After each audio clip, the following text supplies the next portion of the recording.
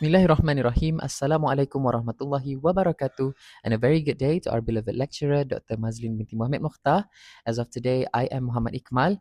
Along with my group members, we will be presenting a case study for our digital English language for learning and teaching subject. A brief introduction of our case study is about Mr. Hakimi, who is currently teaching as an English second language teacher in a rural secondary school in Kedah. Form 1 students, in amount of 28 students, with a low to intermediate level of proficiency. The current unit that he is currently facing is describing people and places. So what is the main issue? The main issue is traditional textbook and in picture always result in repetitive sentences, which causes heavy reliance on translation, and the students simply direct translate, whereas causes a big commotions and simply do not understand what they are learning about. And of course, lack of oral confidence, which intercept with their learning progress. Our goals is to redesign their learning structure through providing a much more engaging materials such as digital and technology utilization, but mainly to help them improve their writing to be more descriptive and when they speak with confidence and more engaging. Before we move further in this case study, we would like to have a look at the Assure model. The Assure model is a systematic design framework where it is used to plan and implement technology integrated lessons meaningfully during classroom lessons. Without any further ado, we'll have a look at the in detail progress of what Mr. Hakimi needs to get done in order to fix his learning framework structure. As we slowly move into the era of 21st century learning methods, we are focusing more on the students as we are trying to maintain the student-centeredness in the class. We must first be able to acknowledge, we must be able to identify what are the key struggles of our students by knowing the general characteristics that includes their age. So they are Form 1 students, 13 years old, as well as the social background. They are living in a rural areas, which add up to the struggle because there are less exposure of any other language there. Second, Mr. Hakimi is already doing a great job by knowing his students' level of proficiency, which is low intermediate level. Third, Mr. Hakimi must know how to learn the difficulties and gaps in between the students. So he must be aware that the students are not able to use different vocabulary as they have limited vocabularies stored in their memory, and they also struggle with complex sentences, especially to describe people or places. A simple sentence wouldn't be enough. It would be much more complex. Most of the time, these students would also depend heavily on their native language, whereas direct translation happens. And when that happens, most of the times it would be incorrect, since they would think, oh, English is as simple as Malay. Saya sudah makan. Still, I eat. I have eaten. That's the correct form of word that they should be using. And as for speaking, a lot more activities that involve speaking that needs to be done. Mr. Hakimi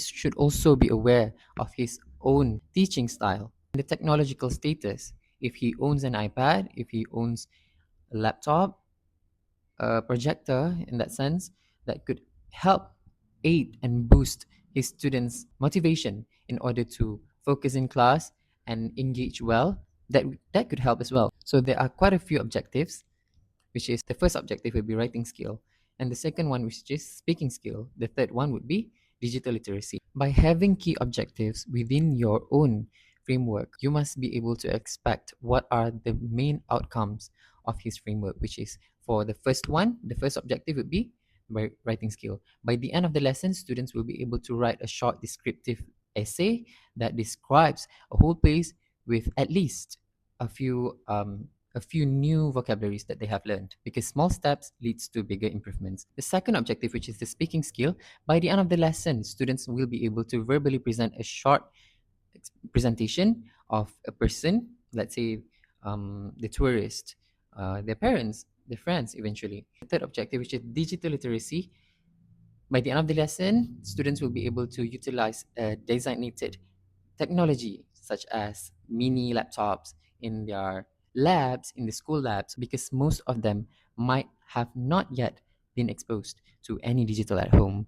We must be aware of their social background as well. That's why it is very important to acknowledge their social background. And now we shall move on to the next part. For the third stage of our Assure models, which is selecting methods, media, and materials, we choose collaborative game-based learning as our method. This is crucial because it directly addresses the logistical constraint. Since students don't have individual laptops, they can share smartphone while learning. Working in a small group also creates a safe environment for students that can lower their speaking anxiety and allowing peers to support the weaker ones. For our media, we selected Quizlet. This choice is highly strategic because the platform is lightweight, mobile friendly, and functions well even with the school limited internet. Finally, for our materials, we suggest that Mr. Hakimi select a custom study set consisting of 10 to 15 descriptive adjectives paired with visual aids to help students build their vocabulary without relying too much on translation.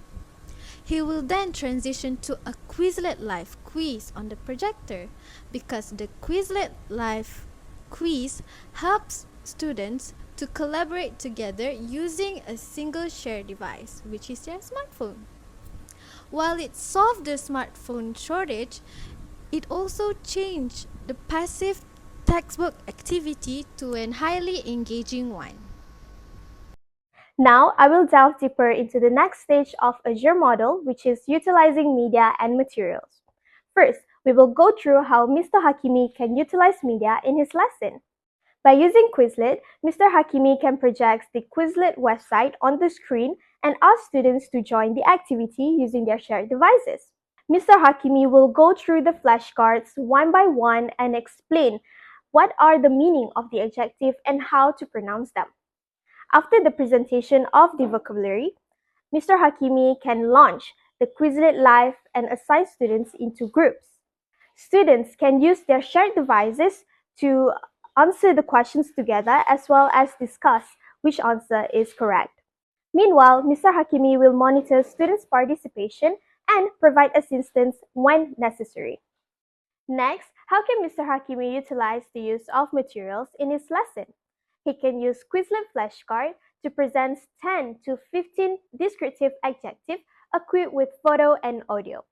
Students can repeat the words after the audio model and discuss the meaning within their group. Then, Mr. Hakimi can ask follow-up questions or ask the students to create simple spoken sentences such as the cat is fluffy or the building is tall, using the same adjectives that he has presented on the screen. After reviewing and practicing with the descriptive adjective, the students must work together to answer the questions for the Quizlet Live quiz, the next material. The students must explain their answers with their teammates before submitting the answers on the website. This could encourage the use of English among the students. At the end of the activity, Mr. Hakimi will review the incorrect answers and clarifies any vocabularies that students still find difficult to understand. We now reach the fifth stage of the Ensure model, which is called Require Learner Participation. This stage is very important because it transforms the lesson from a passive listening activity into an active hands-on experience for every student. For Mr. Hakimi's rural secondary school class, I am proposing one simple low-tech activity that ensures all 28 students participate actively. The activity is called Describe and Guess using smartphone voice note. Here is how Mr. Hakimi runs this activity step by step. First, he paired up the student and each pair share one smartphone because not every student has their own device. Second, student A secretly chooses a real person or a real place inside the classroom, such as a classmate, the teacher, the whiteboard, or the door.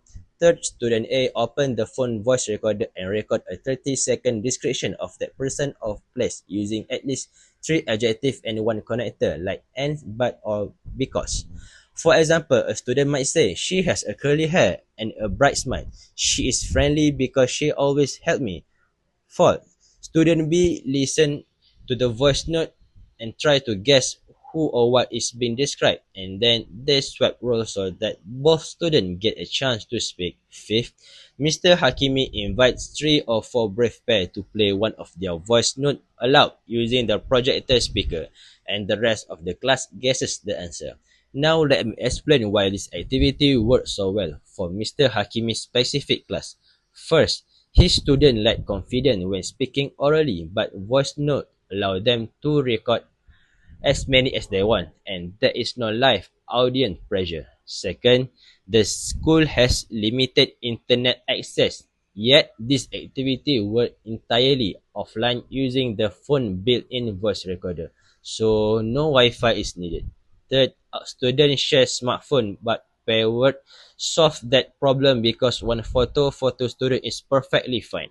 Fourth, the student have a low intermediate proficiency level, but they use simple sentence frame and describe real visible thing right in front of them, which require no abstract thinking.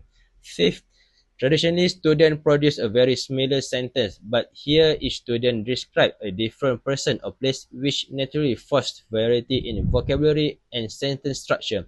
Finally, Mr. Hakimi can easily confirm that every learner has participated. He walked around the classroom while pairs are recording, and he see and hear every student speaking at least once.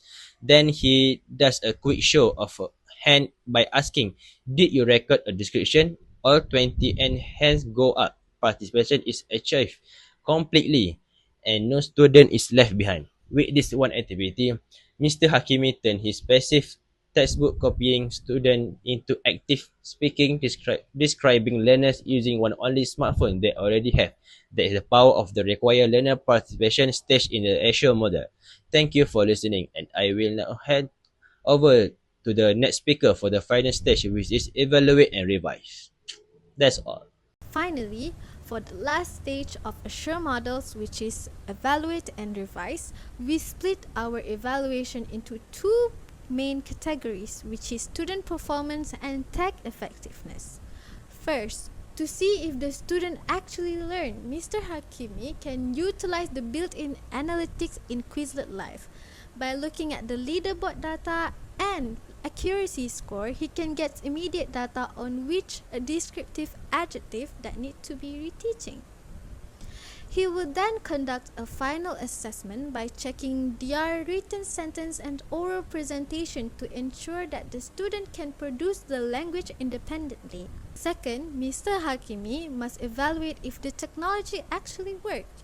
He will assess if the rural school internet was strong enough for the Quizlet Live, and if the shared smartphone strategy truly encouraged collaborative learning among the Form 1 students. Finally, he will gather feedback from students to see how they feel about using Quizlet, ensuring that the technology generally created a low anxiety environment for language practices among the students. Here are 4 ways how Mr. Hakimi can revise his lesson plan. First, revise the vocabulary set. Mr. Hakimi can adjust the number of descriptive adjectives according to students' performance in the Quizlet Live quiz. Additional practice activities can be provided for adjectives that students frequently answer incorrectly. Second, add more speaking opportunities. After the Quizlet Live activity, Mr. Hakimi can ask students to describe a place, a picture, object, or classmate using the target adjectives. This helps students to apply newly learned adjectives in a meaningful speaking situation. The third one, improve group composition. Mr. Hakimi can reorganize the group if some students rely too heavily on stronger teammates.